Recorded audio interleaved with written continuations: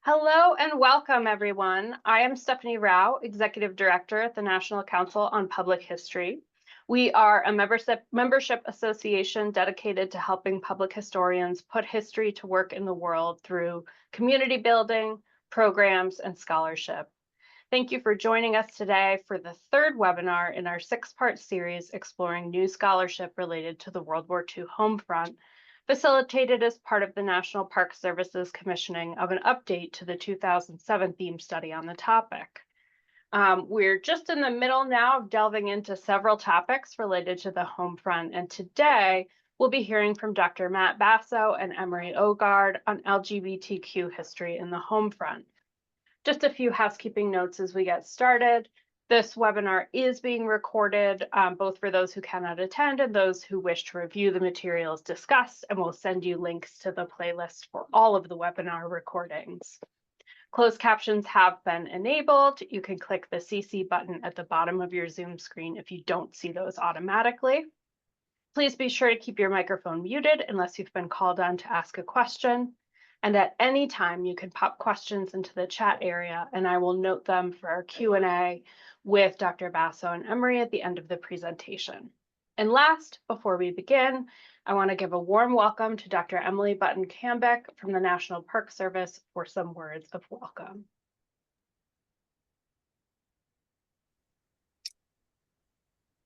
Thank you, Stephanie. My name is Emily Button-Cambick. I am a historian with the National Park Service and National Coordinator for the American World War II Heritage City Network. And this update to the National Historic Landmark theme study on the home front is bringing some great new scholarship to themes like LGBTQ history of the home front that we hope can not only help with nominating new National Historic Landmarks, but also telling richer and more inclusive histories of our national parks and American World War II heritage cities, as well as nominating other important sites and cities for their roles in our history.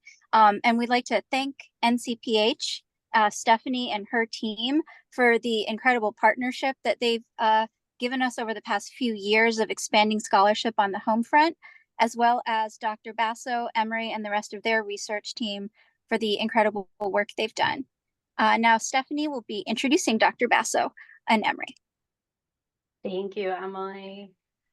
It is my great pleasure to introduce Dr. Basso once again, but also the first of his amazing research team that has actually been able to be here live and on screen with us. And some of you, if you were here last week, may remember Emory as the savior of our technical difficulties. So it is my absolute pleasure to introduce them.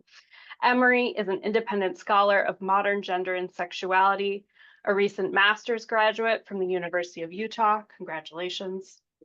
Emory's research focuses on trans identity and community formations in the 20th century, as well as practical applications of queer history in contemporary queer community development. Currently, Emory works as an intern with the National Council for Preservation Education in collaboration with the National Park Service World War II Heritage Project. Additionally, Emory works as the head of Queering the Character Sheet Oral History Project, an oral history examination into the intersections of tabletop role-playing games and queer explorations, community developments, and identity formations. We're also joined again by Dr. Matt Basso, an associate professor of history and gender studies at the University of Utah, and the author of Volume 2 of the National Park Service's World War II and the American Homefront theme study. He is the author or editor of 4 other books, including Meet Joe Copper, Masculinity and Race on Montana's World War II Homefront, and his current monograph project uses New Zealand history to consider settler masculinity through the lens of work and war. In collaboration with his students, he's partnered on public history projects with the NPS, Forest Service, Smithsonian Institution, Utah Humanities, the Utah Division of Indian Affairs, and other state and local organizations. Thank you so much, Matt and Emory, for joining us today, and I will turn it over to you. Thanks so much, Stephanie. It's a delight to be here, and a welcome to everyone that's been able to join us live right now. This webinar will also be recorded, so we're excited that it will be available to lots of other folks, lots of other public historians. I'm especially delighted that finally one of my fantastic graduate students, in this case, a former graduate student, Emory Ogaard, is able to join me. These presentations were designed to be two people presentations, and unfortunately, for a couple of reasons, we haven't been able to do that to this point. Emory and fellow graduate students and some undergraduates have been stalwart and impressive researchers on this project and on the larger scope of projects related to this, including the Heritage City theme study work that we've been doing, and some National Historic Landmark work we've been doing. Okay, let's get cracking.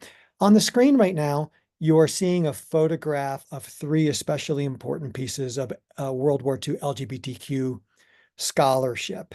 The presentation roadmap is the title of this slide, and it notes that we are first going to talk about the major argument that this theme study chapter is putting forward. So our key points: first, that mobilization and World War II created a gay world. This is not a new argument. As Lisa Meyer and Hellis Sick, authors of the introduction to the NPS's LGBTQ theme study, write, quote, "The massive mobilization of people that was needed to conduct a total war, and World War II was indeed such, meant that Americans left their homes for new war-based jobs and found themselves in largely gender-segregated communities without the restrictions and constraints typical of their hometowns. This provided multiple possibilities to explore their sexualities and gender identities. For men and women conscious of strong attraction to their own sex, but constrained by social norms from acting on it, the war years eased the coming out process and facilitated entry into a gay world." But we're emphasizing in this theme study chapter the sites that catalyzed the development of individual identity and collective bonds. For those who remained civilians, these included gay and lesbian bars and clubs and other commercial establishments, as well as public spaces like parks and some private spaces. For transgender and non-binary people, clinics and homes, important spaces from some lesbians and gay men too, as I've noted, also became keynotes for community development. For those in the military, bases and those same commercial establishments and public spaces frequented by LGBTQ civilians were where they found out they were not alone and that community, solidarity, and love were possible. We're also emphasizing two LGBTQ homefront identities that have received less attention: bisexuality and transgender identity.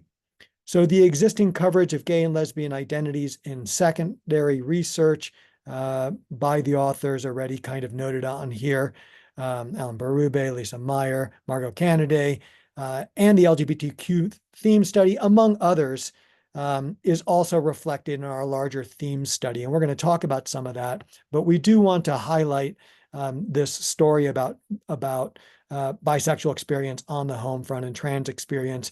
We argue that bisexuals benefited from mobility, but they did so without an emerging sense of community around bisexual identity. For trans folks, trans medicalization beginning during the war, along with increased opportunities for expression and network development, are the hallmarks of the home front. The key sites we want to talk about are military bases, bars and clubs, clinics and homes. But before we get there, a word about terms, and I'm going to hand it off to Emory. We can go ahead and progress 2 slides forward. Perfect. Now, before we launch into our discussion of the various sites and various identities that we wish to speak to, I wanted to take just a brief moment to talk about one of the most interesting opportunities and difficulties in gender and sexuality history, which is the complicated task of making understandable that which is inherently illegible. When we're talking about queer identities, oftentimes we use terms such as gay, lesbian, bisexual, transgender to describe various experiences that both fit within and expand beyond those identities. As we are talking about World War II, we will interchangeably use terms, both contemporary and from the time, to fit these individuals as they make sense.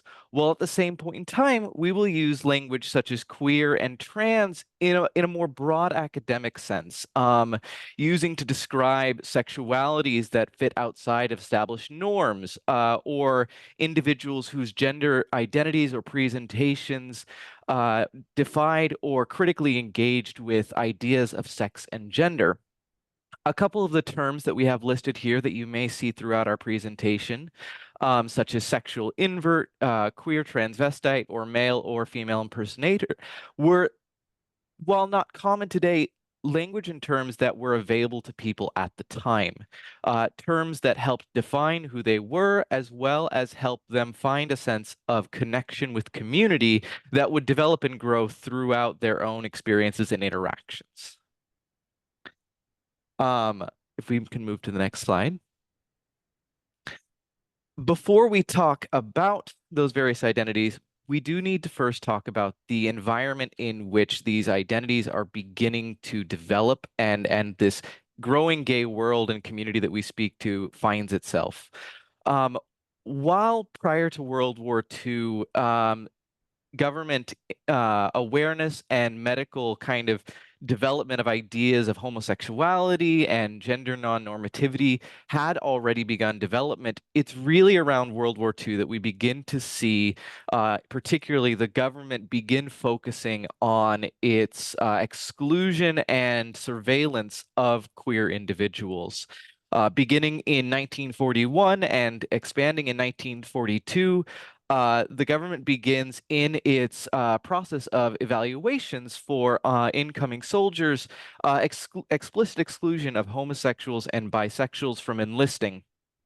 This exclusion included both those who were considered chronically or definitionally homosexual, as well as those who engaged in what they described as habitual or occasional homosexuality or feminine characteristics. For those who were able to avoid detection during the enlistment process, discovery during the war often led to either imprisonment, or if official charges couldn't be brought forward, what was known as a blue ticket or a less than honorable discharge, as pictured here on the left. These discharges carried a lot of negative weight that would go throughout the war, and were often quite explicitly connected to understandings of homosexuality. Integral in this entire process of surveilling, detecting, and excluding homosexual and trans individuals was the growth of psychology as part of this process. Psychiatry and psychology really began in World War II, offering its services to the government to kind of pathologize homosexual identity and allow this opportunity to kind of better surveil and recognize what was supposedly homosexual. However, in some ways, this would begin the very gay world that we will be speaking of today, as many of those who went through these processes were first introduced to the official terms or ideas of homosexuality in the very language meant to exclude them, giving them their first taste of an identity that was beyond their own individual experiences. And to speak to those experiences once one was in the military, I will turn it back over to Matt. Thank you, Emory. Stephanie, could you go to the next slide? On the screen right now, you're seeing a slide titled Military Life Experiences for Gay Men. And there's two images. One is a map from 1944 that shows in red just the enormous number of military bases and facilities that were on the continental United States. The other is a lovely photo of two men embracing. Homefront bases where basic training and more advanced schooling took place, and the thousands of other defense facilities that military personnel staffed, played a vital role in gay and lesbian community formation. In each phase of their careers, gay men recalled immediately seeking out other gay men.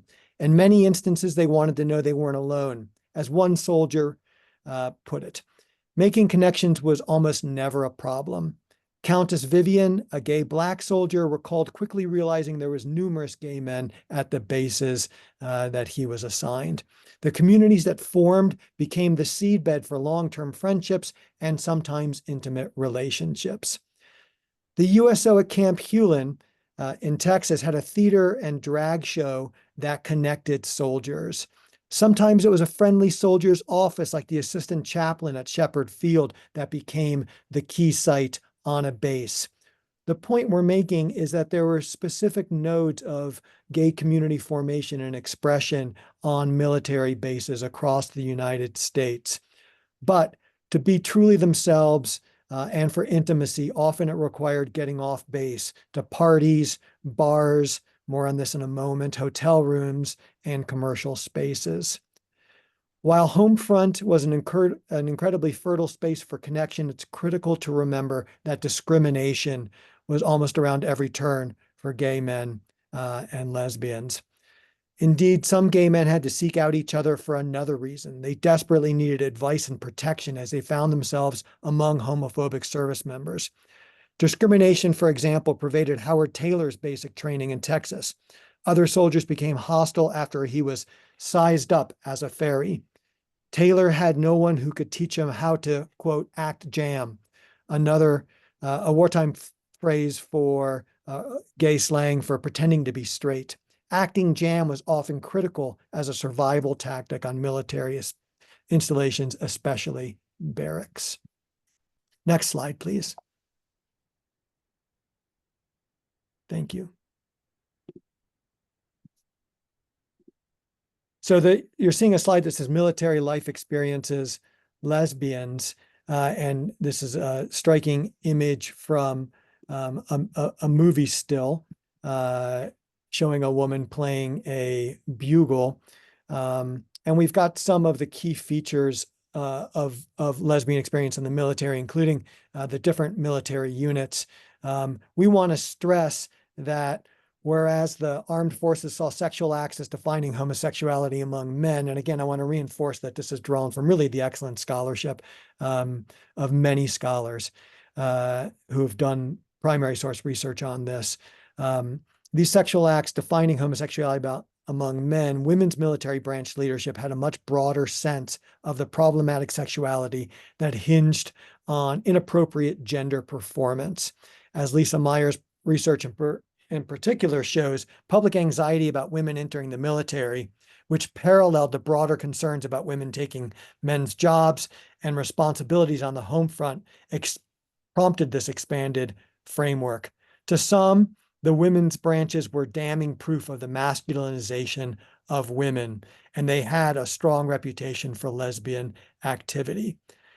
Leaders of these branches fought against these assessments by enforcing feminine norms.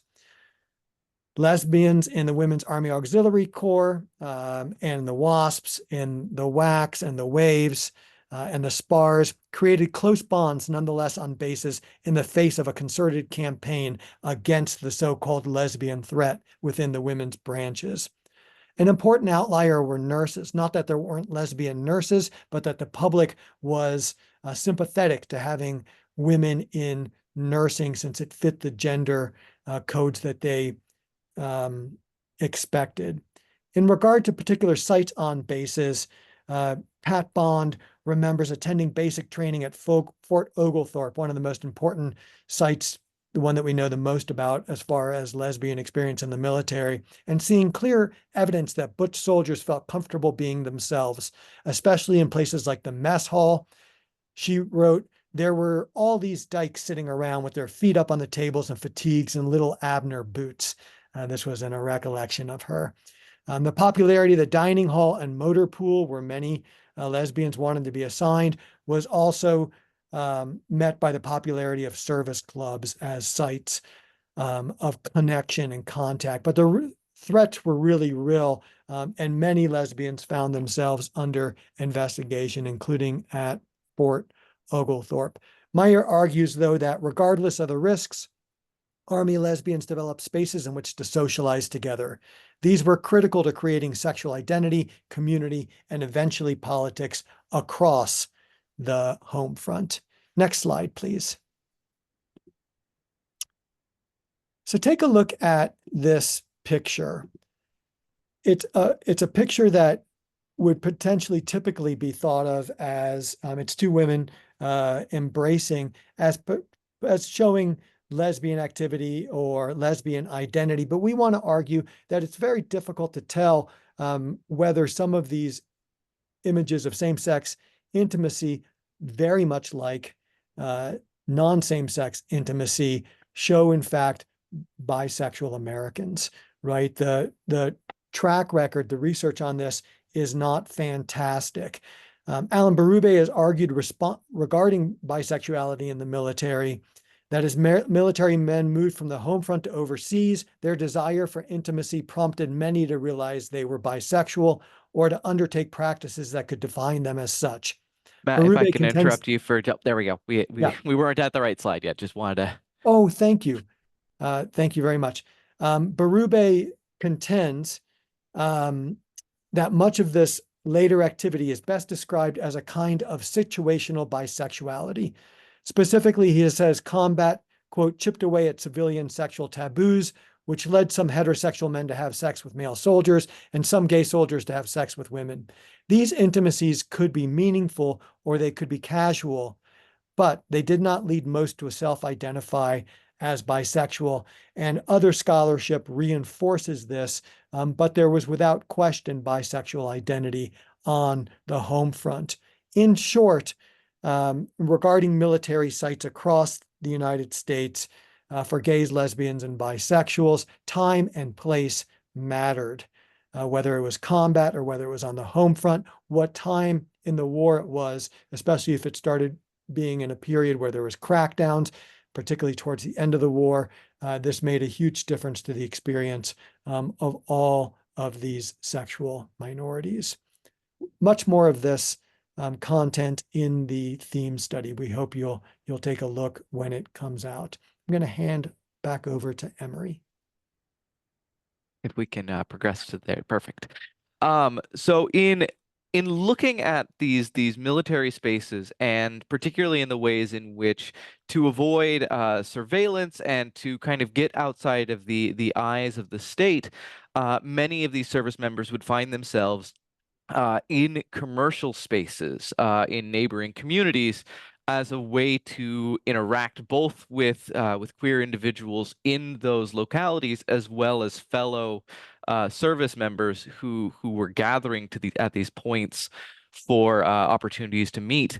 We wanted to take a look really quick at a case study example of this, Joplin, Missouri. So Joplin, Missouri, which is located in southwest Missouri, was a town that was known for serving Camp Crowder, which was located nearby. And many queer individuals throughout the war found themselves coming to Joplin, particularly because its bars operated as a safe space in which they could gather without prying eyes. This is interesting to note because one of the things that we have seen throughout this our research, and that is borne up by the secondary research that we use to support this theme study, is that it's often these nodes that are kind of formed around queer supporting individuals more than just sheer population numbers. That really seems to be the core difference.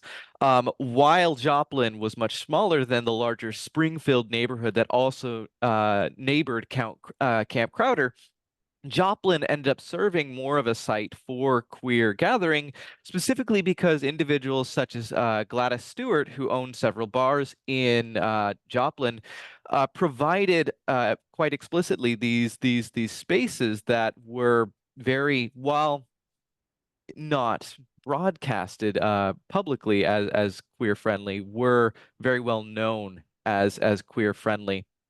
During the war, several of Gladys Stewart's bars, including the Heidelberg Inn, an artist rendering depicted here on the right, served queer individuals at Camp Crowder and from neighboring communities throughout the state and the region, including Billy Tipton, a very well-known and well-documented jazz performer who was transmasculine and whose trans identity was not revealed broadly to the community until their death.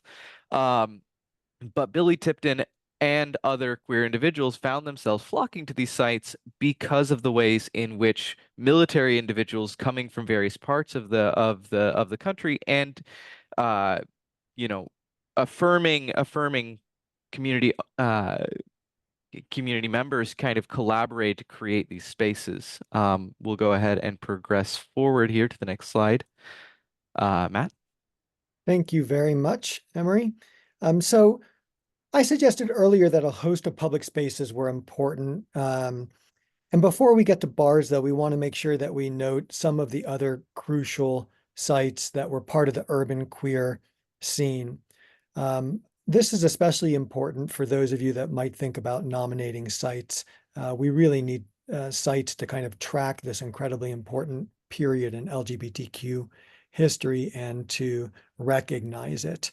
So while lots of marginalized communities could easily turn to houses of worship and private homes, that was much more difficult for the LGBTQ population. It doesn't mean that private homes and non-commercial spaces weren't used or aren't important, but it's especially important to note these commercial spaces, including cafeterias, YMCAs, locker rooms, bathhouses, and other commercial establishments that helped queer folks find each other and developed share culture and announce their collective presence. Many of these sites also served as de facto community centers. Public toilets are others, and service canteens. Bathhouses are perhaps the most enduring sites of convergence for gay urban communities with pre-war roots. Those pre-war roots and those pre-war communities welcomed new members during the war. Other places, though, too, that are less well known. For example, the best known facilities in some cities were places like the Pepsi Cola Servicemen's Canteen in San Francisco and the Seven Seas Locker Club in San Diego. Both became so well known as gay hubs that civilian gay men were rumored to borrow military uniforms to enjoy the special brand of camaraderie that these sites allowed. For gay couples, the wartime context provided a similar kind of cover, it's worth noting. Hotel rooms were in such short supply that when men and women sharing a room would not be questioned. Next slide, please. So this is just a partial rendering of the places around the United States that had gay bars. It was much more significant than that. Many appeared before the war. Some were shut down before the war, but the war was for sure a catalyst for the development of gay bars and for their popularity. They existed in cities that we now associate with gay culture, but also in many inland cities. Bishop's Tap Room in Oklahoma City, for example, which the historian Aaron Batchhofer says was the spot for gay and lesbians to socialize, commune, and get picked up. Other bars saw gays and lesbians mixed with straight customers, Ralph Martin's in Buffalo, the Rendezvous Room in Kansas City. But it's important to note that discrimination was a reality in many of these places. They were more difficult to access for people of color, for effeminate men, and for white lesbians, it could be difficult to gain access to gay bars. Next slide, please. Thank you.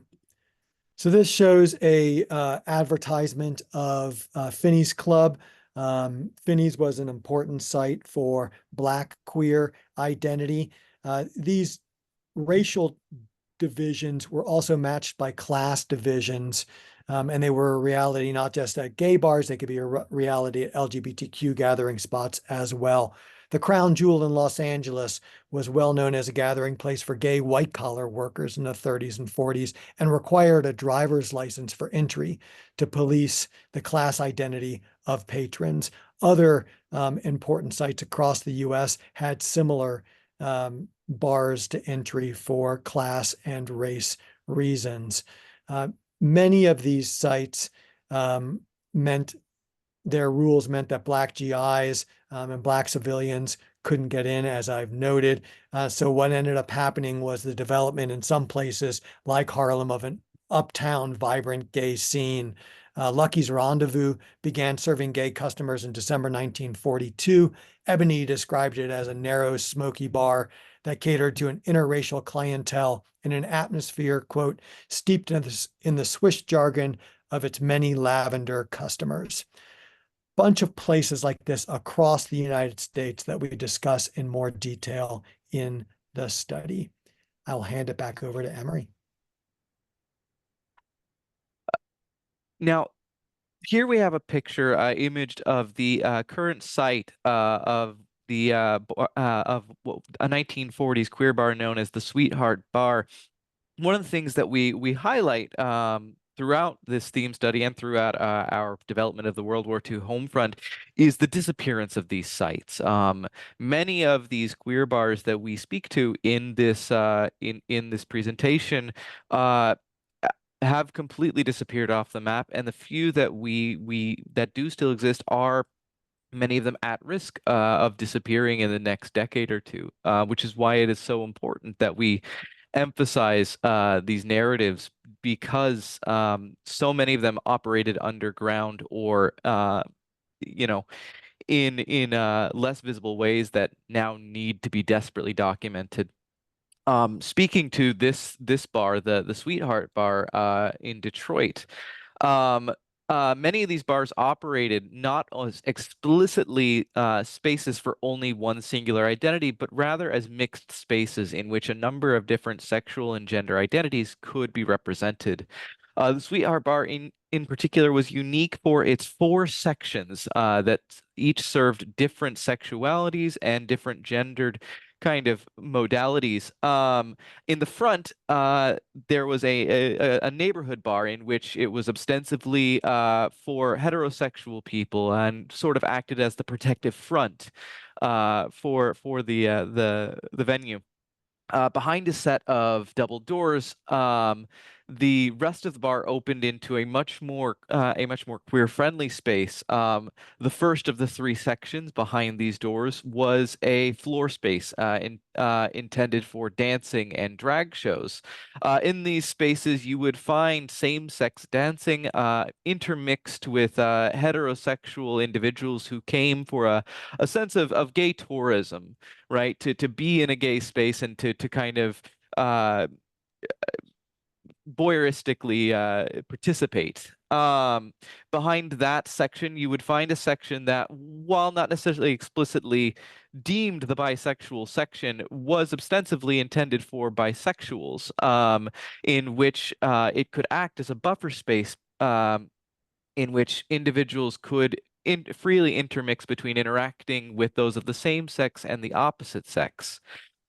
This was followed by a back section of the bar that was intended explicitly for gay and lesbians to interact, and only included for the most part same-sex interactions. And we can progress from here. Now, while many spaces were either explicitly for gay men or in these intermixed spaces, every so often we did find some level of lesbian bars beginning in World War II. While these sites were less common, given the difficulty and the opposition to women-focused spaces, particularly bars, we see some places such as Mona's 440 Club in San Francisco, or the Howdy Club in New York City, the Lewis Luncheon, Tony Pastor's Downtown, the Swing Rendezvous, Ernie's Restaurant, or in Buffalo, Galante's. Serving these spaces that are intended for these lesbians who are finding themselves with a lot more mobility as the war provides opportunities for women to kind of expand further into the public sphere. Now there was great opposition to these spaces, not only due to the gendered expectations, but also due to the association with victory girls and working class women with venereal disease and risks of sexual impropriety. And this would kind of extend in ways in which some of these bars would be viewed. However, they still provided a very for quite a while successful space in which lesbians could interact and engage in gender play as well in forms of male impersonation, which we will speak to and at a further point. And I guess that further point is actually next because I forgot we changed the order of the slides. So if we can move to the next slide. So both in Mona's 440 and in other spaces, such as Finocchio's in San Francisco, drag bars and drag was a very common part of World War II America. Broadly speaking, within the 1940s, drag as a form of popular artistry was actually broadly popular amongst in pop culture amongst a variety of individuals, queer or otherwise, and often provided a kind of open disguise space for both trans and queer individuals to express and explore their own identities and feelings. Here on the left, we see a very well-known Broadway play, This Is the Army by Irving Berlin, featuring a cast of all-male female impersonators who, if I remember correctly, were all enlisted. And this was a very popular show that kind of serves as what we'd expect is the more public side of things, but on the more explicitly queer side of things, locations such as Finocchio's often were well known for not only facilitating drag as a performance, but also as a space in which queer individuals could, in open secret, engage in gender play and in role, feminine or masculine role play in ways that allowed them to express themselves. And I will turn things over to Matt to speak to one of these sites in particular, the Black Cat Cafe, as well as some interesting things on the responses to these sites. Thank you, Emory. Stephanie, oh, you did that already. Thank you so much. So on the screen right now is a slide that's about city and military crackdowns on queer spaces. And it's also a photo, my very, very favorite photo of the Black Cat Cafe with a series of military folks in front, men, including military police. Sadly, we could not get the rights to reproduce this in the theme study. It's such a beautiful photo. So as Emory just noted and suggested, there was a significant crackdown on queer spaces during the war. That will probably not come as a surprise to many folks. That was also a mirror on the repression of such spaces during the 1930s as well, which we talk about and earlier, but especially in the 30s in the theme study. During the war, police periodically went after gay bars, and here we're talking about both civilian and military police. In May 1943, for instance, 7 Milwaukee bars were raided and more than half closed for the remainder of the war. Undercover detectives were a constant feature surveilling in those bars that survived. As in other cities, authorities were especially attuned to establishments that drew gay military personnel. And in Milwaukee, especially gay sailors from the Great Lakes Naval Station, which frequented these bars on weekends. Authorities wanted to punish gay men, but they realized that the sailors were under military jurisdiction, so state legislators would target civilian gay men. This moral panic that they always, or that they tended to cite, was especially sparked when private groups got involved, sometimes religious groups, who were studying these scenes. One found in Milwaukee that, quote, to their shock, nearly 1,000 homosexuals were living in the Milwaukee area.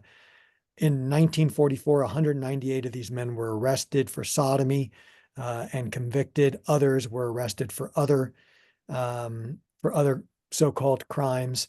Authorities, of course, cracked down in San Francisco, including here at the Black Cat. This is the city in the United States with arguably the most vibrant gay nightlife, as Nan Boyd's foundational research shows. There was wave after wave of these crackdowns. The first in the summer of 42 was by the military, and then there was kind of periodic ones where civilian figures would get involved and close down these bars, one or the other. The military in 1943, for example, undertook a new round of repression. Intriguingly, sometimes these made these bars all the more attractive to the community who like to try to thumb their nose or resist authorities. By the end of the war, the bar scene was hopping again, albeit under another growing cloud. And we'll talk about that more in a minute. Next slide, please. Now, in connection with these growing military crackdowns, we see that there was also a significant amount of anxieties and government responses explicitly to transmasculine and male impersonation, cross-dressing.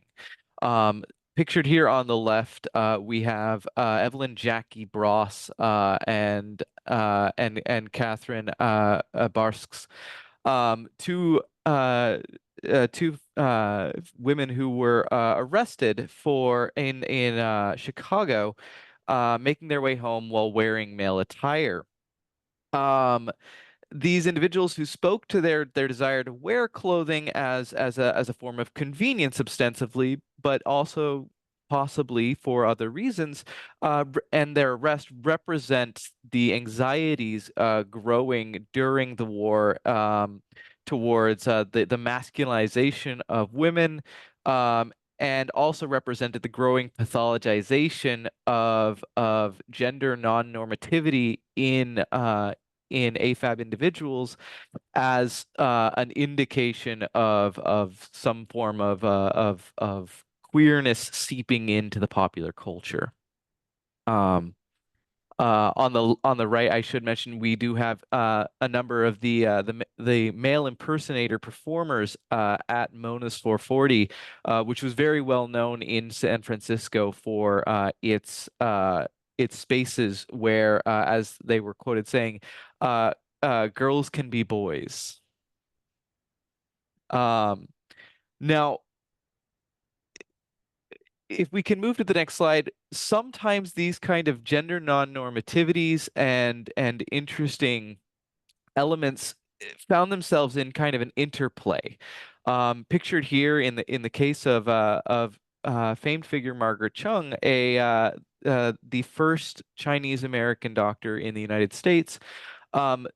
Elements of gender performativity, both in terms of its transgressiveness and its subscription to the expectations of normativity, made for some really interesting interplays.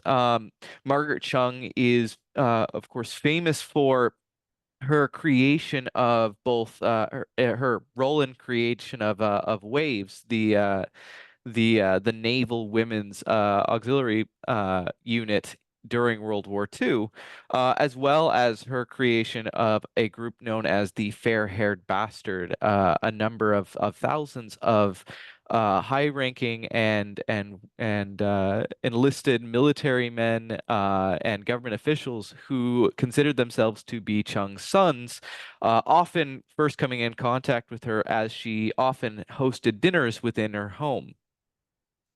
Chung is also very well known for her gender non-normativity. Beginning in the 1920s, Chung often would dress in men's clothing and drive sports cars, and was known to associate with well-known lesbians in the San Francisco area. This non-normativity, as well as her association with known lesbians, led to a series of various oppressions and denials in Chung's life, including likely her denial from joining the very group that she helped create, WAVES, as well as her removal from professional organizations such as the Professional Women's Club of San Francisco.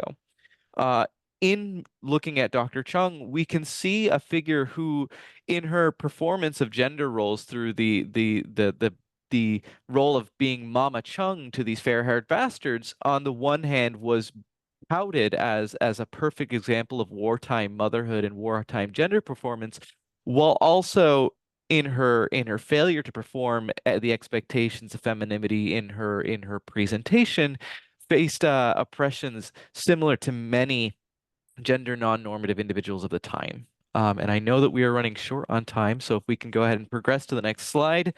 Um,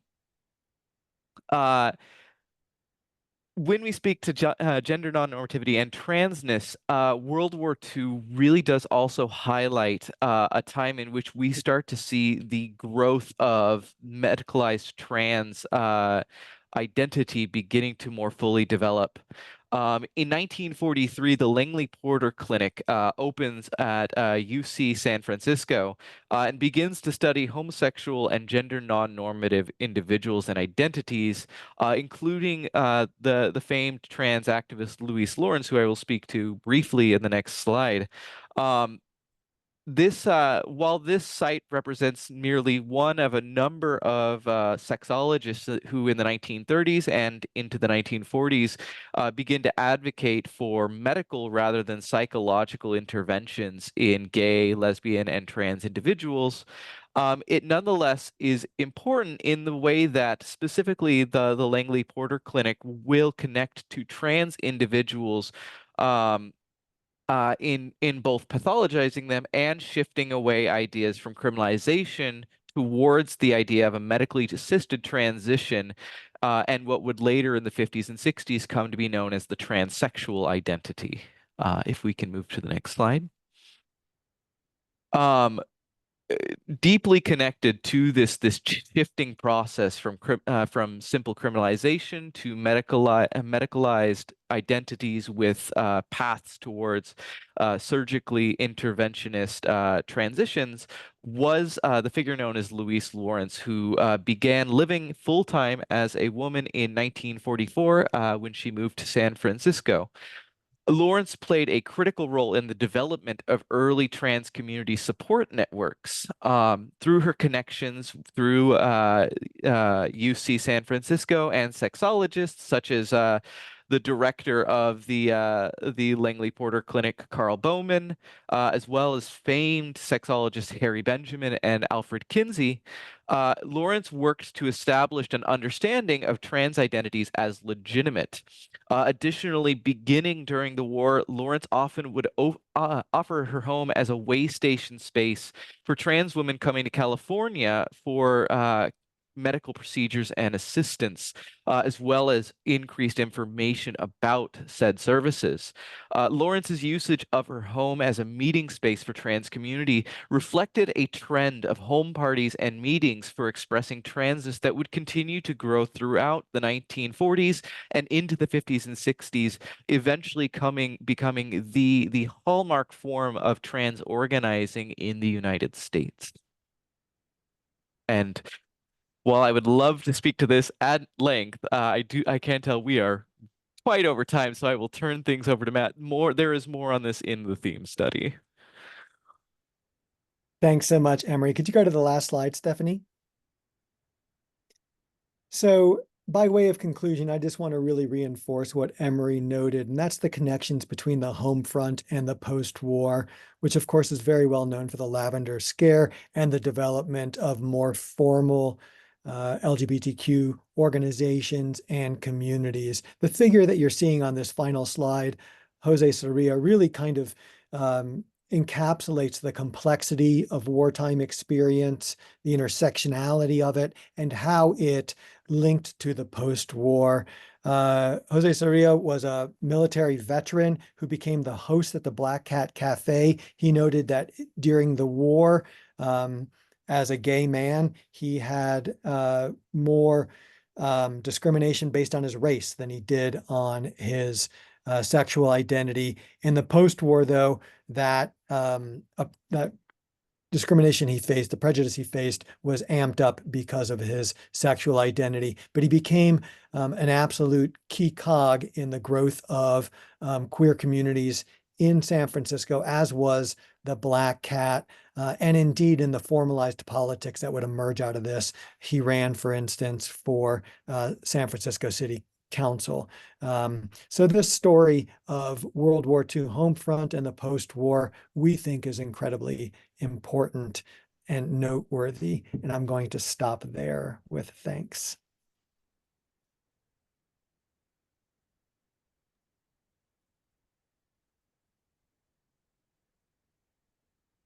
Thank you so much for that excellent presentation, Emory and Matt.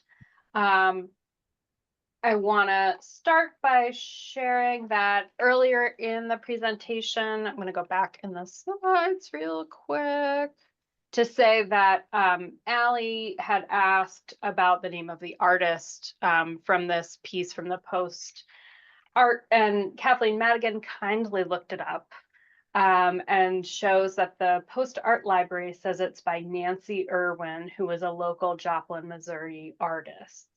So thank you, Kathleen, for that. Kathleen also put a great link to an article about Margaret Chung that's on the NPS website in the chat. So please check those out. We have our first question, and I will leave up Matt and Emory's emails here, just in case we don't make it through all the questions. Y'all can note those down, but we do have some questions in the chat. Sarah Lee says, as part of a discussion on soda fountains during wartime, I posted this photo, which is in the chat, for my podcast account on Instagram, which is from the Kansas City Star, June 14, 1942. A gay friend of mine immediately identified these soldiers as gay, which is something I hadn't considered. It made me wonder for research, how do we identify individuals in photos as queer versus being forms of friendship or intimacy or expressions of attraction that might differ from today's American culture? Thank you for that question, Sarah. It's an excellent one. I'll put my 2 cents in, but the short version is I think it's extraordinarily difficult to do that unless they self-identify, right? Just seeing signs of intimacy isn't necessarily enough. Now, certain contexts can help if it's taken in a gay bar or a particular site, but at least I wouldn't want folks just to make assumptions about that. Likewise, the story is complicated, as Berube and others have noted, since the forms of intimacy during the war were really, they were complicated. Not to always just use that term. Emory, is there anything you want to add? Absolutely. I think an important thing to think about here as well is that it's when you're working with sexuality and gender history, it's not so much the journey to hunt down and find those queer individuals in the past as much as it is to engage with how behaviors or various sources may suggest varying levels of normativities at the time. I mean, to really interrogate this image in particular, for example, as queer or not queer, the real question is, how does this reflect or differ from the expectations of intimacy and expressions of affection common to male socialization during World War II? At least that is the kind of question that I find is most useful in my interrogations of this. Thank you so much. We have another question in the chat from Trevor Rice, who says, I'm interested to hear more about anything you found regarding discrimination or harassment of women dressing in masculine clothing versus the celebration of the Rosie the Riveter image and women's shifting role in the workplace on the home front, requiring shifts in attire for safety. That's an excellent question. And the Jackie Bross image that we showed a little bit earlier really kind of highlights that issue. Jackie Bross had kind of a masculine persona about them, but lots of folks dressed in men's clothes, lots of women dressed in men's clothes because of war work. So when the city of Chicago police arrested Jackie Bross, this became kind of a big deal, and the city had to back off of its gender regulating regulations around dress because of industrial work being done by women. We have other examples across the country of obviously women wearing men's clothes. In many instances, these women are also trying to come across as, or so-called men's clothes are trying to come across as feminine or a particular kind of feminine. So there is a give and take on this issue. And there's some good scholarship on representation of Rosie the Riveter, Melissa McEwen and others, which can be pretty helpful with this. Next week, the week after, we'll be talking about Pachucas in the Latino chapter. And that's yet another issue when we think about how race or ethnicity intersected with male presentation and clothing. Emory? I think you said it perfectly there. And I think an important thing in talking about this is that really exactly what you're saying is we're kind of seeing in looking at both Rosie the Riveter and Jackie Bross that there really is, it is a time of great shifts and great anxieties, and so you'll see kind of a duality of celebrations and pushbacks. And a lot of it does not only emphasize the fears of masculinization, but also the implications of predatory lesbianism that kind of go along with that.